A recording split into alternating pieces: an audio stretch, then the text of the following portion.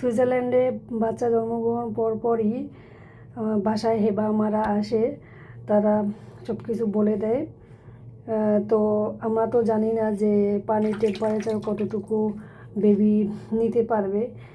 তো এইটা সাহায্যে মাপা হয়, যেমন এখানে ইনস্ট্রাকশন দেওয়া আছে 20-এ যদি থাকে তাহলে কোল্ড হবে, 30-এ ওয়ার্ম, আর বেবির জন্য আইডিয়াল হলো 40 ডিগ্রি। ওইখানে একটা দাগ আছে, ওই দাগ পরিমাণে।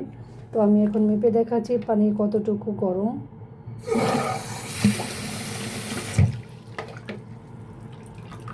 ও মাই গড, এটা অনেক 50-এর উপরে গেছে।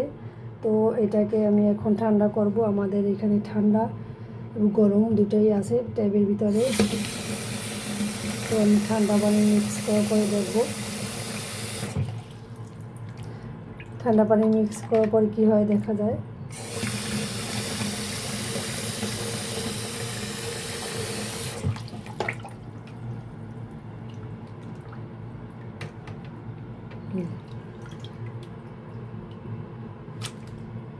এখনও এটা ঠিক নেই।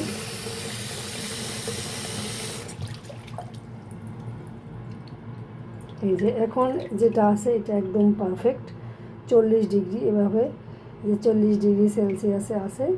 তো এইটাই হলো পারফেক্ট। এইভাবে আমরা মেপে নিই। আর এই হাতের সাহায্যে কিন্তু হাতে যেটা সয় সেটা কিন্তু বেবিদের সবে না, এই জন্য এই টেম্পারেচার মেশিনটা অনেক প্রয়োজন। তো পরে এই এখন বেসিনে করাই, তারপরে এই যে বড় আমাদের বাচ্চার বাসে এখানে করাই, তারপর যখন ও একদম ছোট ছিল তখন এইটাই করাইছি। মানে বিভিন্ন ধরনের দরকার হয় এটা। এখন তো আপাতত এইখানে করাই, তারপর আর একটু বড় হলে এই ট্যাবেই করাবো। এখানে তো এখন সোয়াদা করে।